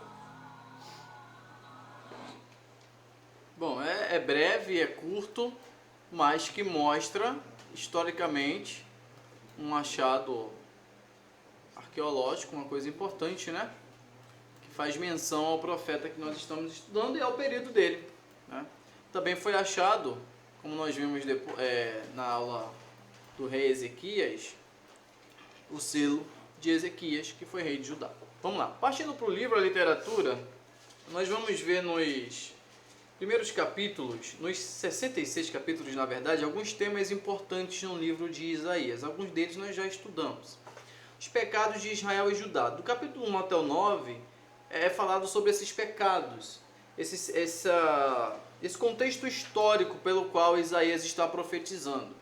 Do 7 ao 12 a gente vai ter capítulos que falam sobre o Emanuel, são capítulos de profecia messiânica. Do 13 ao 23 nós vamos ter julgamento contra as nações, e aí diversas nações. Depois julgamentos sobre Judá, cativeiro e libertação de Judá. A gente vai ter até nomes específicos no livro de Isaías que falam desses libertadores. Os ais sobre Israel e a promessa, né, de restauração. Invasão da Síria. Temos relatos sobre a vida de Ezequias, né? Algumas passagens que nós estudamos sobre Ezequias também está no livro de Isaías. E a segunda parte, que vai do 40 até o 66, são palavras de conforto. Nós temos conteúdos que falam sobre a libertação de Israel do cativeiro, novamente conteúdos messiânicos que falam do servo sofredor, e a restauração de Israel e o reino final, né? Dentro disso nós encontramos temas de perdão, conforto, esperança e aguardo numa expectativa do Messias. Alguns temas, tópicos importantes do livro, eu fiz questão de listar aqui, é que o conteúdo literário de Isaías é muito amplo. Isaías não é só um livro profético, ele não é só um livro messiânico, ele não é só um livro histórico, e nem somente poético. Ele é tudo isso. Ele é uma junção de todas essas características. Então, coisas que a gente pode encontrar no livro de Isaías: discurso de julgamento, profecias de lamento, parábolas, uma coisa que não é muito encontrada no Antigo Testamento, mas tem. Discurso de processo legal para provar a ascensão, profecias de salvação, hinos de louvor, profecias contra nações estrangeiras, profecias acerca de um rei vindouro, o Messias, cântico sobre o servo sofredor, que é o Messias, e também narrativas históricas. Então ele é um livro que engloba literalmente muitos aspectos. Ele é uma junção disso tudo. Por isso que talvez ele é o maior livro da Bíblia e o mais completo. E Isaías, no Novo Testamento, ele é o profeta mais utilizado. A gente viu que são 21 citações no Novo Testamento acerca do livro de Isaías, né? Eu só gostaria de passar com vocês, folhear um pouco o livro de Isaías. Não vamos ler muita coisa, mas só para situar vocês o conteúdo de cada capítulo histórico no livro de Isaías. Bom, o capítulo 1 fala assim: visão de Isaías, filho de Amós, o qual ele viu a respeito de Judá e Jerusalém nos dias de Uzias, Jotão, Acás e Ezequias, rei de Judá. O primeiro capítulo é Deus mostrando o pecado de Israel para Isaías, né? A gente tem no versículo 1 quem é Isaías, que ele era filho de quem e quando essas coisas aconteceram. Então, um período muito amplo, vai do reinado de Uzias até o reinado de Ezequias. Nós temos alguns versículos, né, importantes do capítulo 1, versículo 16, por exemplo. Ele diz: lavai-vos, purificai-vos, tirai a maldade de vossos atos de diante dos seus olhos, e cessai de fazer o mal. Bom, ou seja, pregando o arrependimento. O capítulo 2 nós temos outra visão de Isaías acerca da purificação de Jerusalém, uma palavra contra os ídolos, contra a idolatria, contra a feitiçaria. Isso vai se estender até o capítulo 4. No capítulo 5, vocês vão ver aí uma parábola, que é a parábola da vinha e a sua aplicação. Essa parábola é uma parábola muito, muito bonita. Ela é feita pelo próprio Deus. Veja, eu gostaria de ler com vocês. Vê. Agora cantarei ao meu amado o cântico do meu querido a respeito de sua vinha. O meu amado tem uma vinha em um outeiro fértil. A cercou, limpou das pedras, plantou de excelentes vides, edificou no meio delas uma torre e também construiu nela um lagar e esperava que desse uvas boas, mas deu uvas bravas. Agora, pois, ó moradores de Jerusalém e homens de Judá, julgai, peço-vos, entre mim e a minha vinha. Que mais podia fazer a minha vinha que eu não lhe tenha feito? E como, esperando que eu desse uvas boas, veio a produzir uvas bravas? Agora, pois, vos farei saber o que hei de fazer à minha vinha.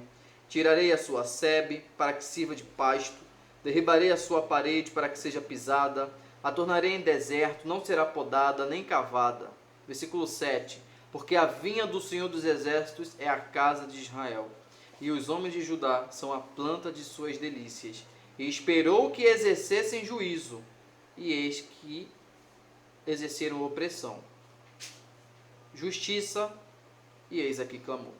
Então Deus compara Israel a uma vinha que ele cuidou, plantou, cercou, mas essa vinha, ao invés de dar fruto bom, deu fruto mau. Por isso que ele agora promete que vai destruir a sua vinha. Essa é uma parábola muito forte que a gente tem. Essa parábola também lembra pra gente de outra parábola que a gente tem no Novo Testamento. A semente do semeador? Não. Tá vindo mesmo? Hã? A parábola da vinha? A figueira? Não. Na verdade, não está escrito que é parábola, mas é parábola porque é uma figura de linguagem. João 15. Eu sou a videira verdadeira. Todo galho que está em mim tem de dar bom fruto. Se não dá bom fruto, é tirado, arrancado e jogado fora para ser pisado. Né? A gente dá para fazer essa conexão. João 15 com Isaías 5. É ótimo a opção de sermão para vocês juntarem depois aí. Fique à vontade, tá? Uma análise comparada entre Isaías 5 e João 15. Vamos falar sobre a vinha. Né? E quando Jesus ele faz essa comparação, dizendo que ele é a vinha e que nós somos os galhos que temos de dar bom fruto, ele está fazendo também, de certa forma, uma referência a esta parábola aqui. E, ou seja, ele está se aproximando de quem fazendo essa comparação? De Deus, ele está se colocando no lugar de Deus. O Evangelho de João é sempre Cristo reivindicando sua figura divina.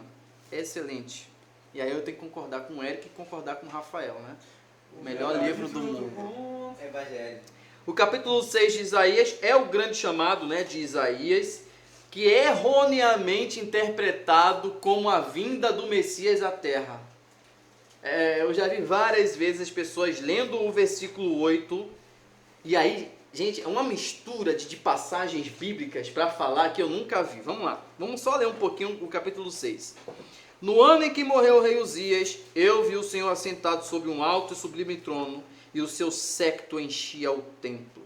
Os serafins estavam acima dele, cada um tinha 6 asas, com 2 cobriu o rosto, com 2 cobriu os pés e com 2 voavam. E voavam e um clamavam os outros, dizendo: Santo, Santo, Santo é o Senhor dos Exércitos, toda a terra está cheia de sua glória. Os umbrais das portas se moveram com a voz do que clamava, e a casa se encheu de fumaça. Parando no 4, só algumas informações importantes. Esse é o chamado de Isaías, aconteceu no ano da morte de Uzias, e é a primeira menção na Bíblia que a gente tem aos serafins, que literalmente significa aqueles que queimam. Tá? É a primeira menção que a gente tem nas Escrituras sobre os serafins. Veja, o cobriam o rosto significa respeito pela glória de Deus. Cobrir os pés significa um sinal de modéstia e voar significa obediência imediata. São figuras de linguagem. E eles clamam pela santidade de Deus. Bom, Isaías no versículo 5 diz o seguinte, versículo 5: Ai de mim que vou perecendo, porque sou um homem de lábios impuros, Habito no meio de um povo de impuros lábios e meus olhos viram o Rei, o Senhor dos Exércitos. Esse era o clássico, né? Ninguém podia ver a Deus e continuar vivo. E aí é por isso que ele diz isso. Ele diz que é um homem de lábios impuros, trazendo em tona a sua natureza pecaminosa, o fato dele ser um pecador e o fato de viver no meio de um povo pecador. Mas um dos serafins voou para mim, trazendo na mão uma brasa viva, que tirava do altar com uma tenaz. Com ela tocou a minha boca e disse: eis que isto tocou os teus lábios, e tua iniquidade foi tirada, e purificado o teu pecado.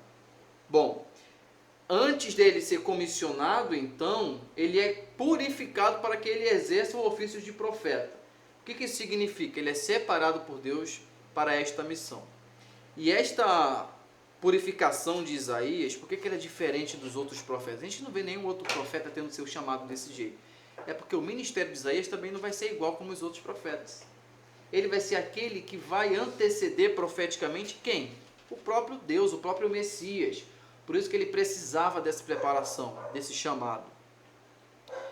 No versículo 8 ele diz: depois disso ouvi a voz do Senhor que dizia: a quem enviarei? Quem há de ir por nós? Então disse eu: eis-me aqui, envia-me a mim. Veja, ele não poderia dar essa resposta sem antes ser purificado. Porque ele estava temendo a morte. Foi reavivado para responder a Deus conforme Deus esperava que ele respondesse, né? E aí, dentro dessa questão que eu falei para vocês, que nós costumamos ver... Os pastores, não são pastores. falando. Colocam... tudo bem, Isaías tem muita referência sobre Cristo? Tem, mas Isaías 6 não é uma delas. Está claro que quem é o sujeito aqui? Isaías. Ele está falando, eu, tocou em mim. Isso não é messiânico, isso não é profético nem escatológico. Aí... Era uma tipologia. Não é tipologia, não é. E aí o que acontece?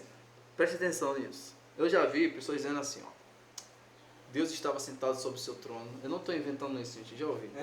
Eu já ouvi. E olhou para a terra e viu a humanidade imersa em pecado. Já ouviu isso também? E ele tinha que fazer alguma coisa para salvar o homem do pecado. Ia destruir. Ele ia destruir tudo, mas ele teve a brilhante ideia de quê? Enviar alguém para resgatar essa humanidade do pecado. E aí ele pergunta: a quem enviarei? Quem há de ir por nós? Espera aí, mas olha só. Ele faz a pergunta: a quem enviarei? Quem há de ir por nós? Só que há meia hora de silêncio no céu. Meia hora, e foi contada. Meia hora. Mas qual é a referência do meia hora? É a passagem lá de Apocalipse, que diz que na abertura do 7º selo, há um silêncio de meia hora nos céus. Ou seja, mistura lá Apocalipse com Isaías 6, aí depois de meia hora, o Filho de Deus se põe diante de Deus e diz: eis-me aqui, envia-me a mim. E aí Deus separa o Cristo para ser enviado à terra para resgatar a humanidade. Usou a Bíblia igual quebra-cabeça. E o quebra-cabeça, depois de montado, ainda ficou torto, né? Ainda ficou errado. Porque olha, além disso aqui ser uma exegese, ou seja, não é exegese, é uma exegese, né? Ou exegege, né? É uma exegege também, porque só um jegue para fazer isso, né? Além de não ter conhecimento histórico, literário, crítica textual, não tem nada. Isso aqui é uma bagunça para quem quer inventar a vinda do Messias. Não tem mais para ser inventado, não tem mais. Não tem o que ser inventado. Isaías já está repleto de referência a Cristo. Para que inventar mais uma em Isaías 6? Né? E ainda junta dois textos ainda que não tem nada a ver uma coisa com a outra. Uma coisa é de selo, outra hora de um chamado de um profeta. Para juntar e falar essas coisas. E ainda mostra o quê? Mostra um Deus despreparado, um Deus que é pego de surpresa pelo pecado da humanidade, um Deus que faz um plano de última hora, tem que salvar esse povo. E ainda mostra um Deus indeciso, porque Jesus ainda precisou de meia hora para tomar coragem para dizer: eis-me aqui, envia-me a mim. Já que nenhum anjo se levantou. Já que nenhum anjo, nenhum querubim, nenhum serafim, nenhum dos profetas que já haviam morrido, que estavam lá, Só foi o Filho de Deus que se pôs diante dele e disse: eis-me aqui, envia-me a mim. Parece fazer um ataque um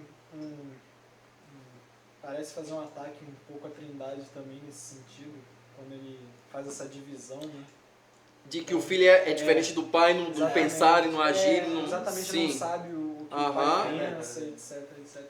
É bem complicado. É bem herético. Bem herético. Bem herético. Palavra perfeita sua. É. Eu ia falar que... Desculpa, pode falar. Isso vem daquele... Eu ia falar que isso vem daquele... Um pouco vindo daquela forma de interpretação muito antiga que acredita que Cristo está em cada linha, literalmente. Cada linhazinha Cristo tem. Esse pensamento foi muito discutido no início, né, da igreja, mas está até hoje. Fizeram músicas assim, com isso. Querem ver Cristo em cada partezinha. Acho que a parte mais conhecida, né, é a canção de Cantares, sabe? Sabe? Então, né? Então. Para quem não assistiu nossas aulas de Cantares, na verdade ouviu, está disponível aí no canal para vocês ouvirem nossas aulas de Cantares. Foram muito boas. Nós não negamos, né, a figura de linguagem messiânica entre Cristo e a igreja no livro de Cantares. Né? É óbvio, como o objetivo de todo livro da Bíblia é apontar para Cristo. Mas dizer que o primeiro objetivo, claro, é que as figuras de Cantares são metafóricas e não literais, é complicado, né? Principalmente aquela parte de adentrar no jardim. Vamos lá. Pois é. Sei não. E o orvalho sobre as plantas. E o orvalho sobre as plantas, né? E o cacho de uva? Posso pra cá? Vamos lá. E aí, gente, é isso. Essa tentativa de enfeitar o que não precisa ser enfeitado que acaba de fazer essas coisas. Vamos lá. Do capítulo 7, a gente tem aí, ó, profecias contra Israel e a Síria, coisas que nós já estudamos, mas você pode ter essa oportunidade de ler em casa acerca dessas profecias novamente, como Deus usou Isaías para profetizar essas coisas. No capítulo 8, a gente tem a ruína dos reis de Israel e da Síria, e a gente tem a menção aí do segundo filho de Isaías. E aí um fato curioso, é o maior nome próprio da Bíblia, Isaías 8:3. Ele diz assim: fui ter com a profetisa, esse fui ter aí é ato sexual, tá? E ela concebeu e deu à luz um filho, e o Senhor me disse: põe o nome de Maher Salah Hasbaz. Gostei. Tá? Esse vai ser tá vendo? filho. A mãe de quem? Maher Salah Hasbaz é o nome do filho. A mãe de quem isso aí? A mãe de quem? Ó, A mãe do filho de Isaías. Almeida Revista Atualizada tá até traduzido. Tá? Traduziu o nome. Uhum. Traduziu o nome. Aqui, ó. árabe. Ó. Bem parece um pouco, né? Parece, um pouco, né? O árabe atual. Cadê? Maher Salah Hasbaz. Aqui, ó. Tá rápido, despojo, presa segura. Que é o significado de cada palavra. Porque o que Deus está falando? Ó. É rápido, desposo, preso e seguro. O nome do filho é uma profecia de que a Síria saquearia tanto a Síria como Israel, inimigo de Judá. Que eles seriam rápidos, que despojariam tudo, que atacariam eles como uma presa e de que eles teriam insegurança. Rafael sempre é dos spoilers, né? Eu sei, Sempre é. Mas é exatamente isso. O nome do filho dele, esse aqui é o segundo filho dele, ele já tinha tido o primeiro, né?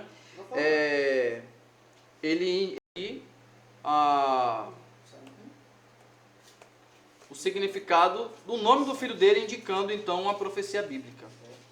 Está em capítulo 7, versículo 3, o nome do primeiro filho dele. Capítulo 7, versículo 3. Que também significa uma profecia. Tá? Sear Jezub. Exatamente isso. Que significa um remanescente voltará. Ele dizia o seguinte, que o Israel seria levado em cativeiro, mas um remanescente voltaria desse cativeiro. Então, até o nome dos caras eram proféticos. Capítulo 9, não vamos falar sobre ele hoje. Tá? O 10, ele continua dizendo sobre a predição da ruína da Síria. Aqui ele está pregando a queda da Síria, a queda de Nínive. O 11, não vamos falar sobre ele hoje. O 13, ele já está falando da ruína da Babilônia. Olha como isso não é cronológico. Porque ele está falando da Babilônia E daqui a pouco, lá no 36, vai falar da doença de Ezequias. Tá vendo que não é cronológico como ele coloca as coisas no seu livro? A Babilônica ainda não tinha sido nem império, não tinha nem caído, né? Então, não é cronológico essas coisas no livro de Isaías. E aí ele vai prosseguir, gente, nesses capítulos, profecia contra os filisteus, contra Moabe, no 17, contra Damasco, até que ele vai chegar no 19 contra o Egito, no 21 contra a Babilônia. Ele vai continuar até o 23 contra Tiro. São várias profecias contra as várias nações. E ele vai continuando, até que ele chega no capítulo 29 e começa a falar da profecia contra Judá infiel. E fala também sobre o livramento que Deus daria a Judá. E aí vocês vão ver que muitos dos capítulos eles são emendados um no outro, porque essas profecias são grandes, essas palavras são grandes dentro do livro de Isaías. No capítulo 36, ele vai voltar a falar da destruição dos exércitos assírios. Veja que são profecias muito grandes. E no 38, eu falei que era 36 a doença de Ezequias, mas é 38, ele vai falar sobre a doença de Ezequias e sua cura maravilhosa. Vejam aí, aquela mesma narrativa lá de Crônicas, vai ter aqui Isaías 38. 39 também temos relatos sobre os embaixadores da Babilônia visitando Ezequias. O 40 não vamos falar hoje. 41 também não, tá? O 42 e 43 também não, porque são messiânicos. Do 44 ele vai continuar a falar sobre a vaidade da idolatria, tá? Ele vai continuar condenando a idolatria em Judá. Do 46 vai começar as profecias contra a Babilônia e a queda da Babilônia, que mal tinha se levantado, mas ele já profetiza que vai cair, tá? No 48 ele volta a falar de Israel. Do 49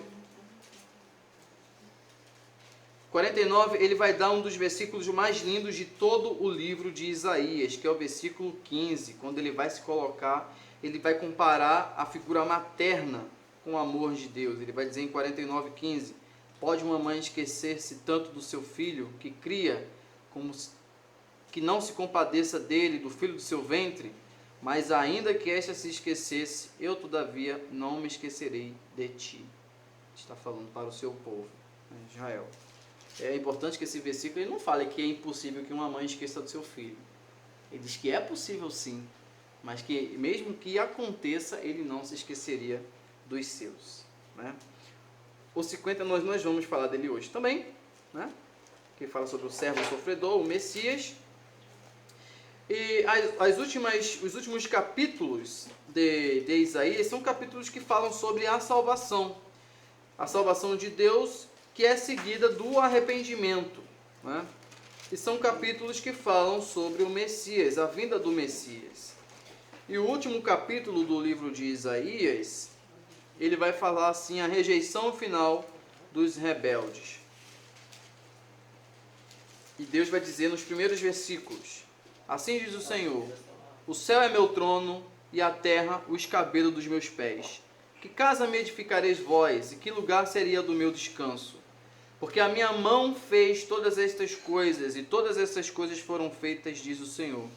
Mas eis para quem olharei: para o pobre e abatido de espírito, que treme diante de minha palavra.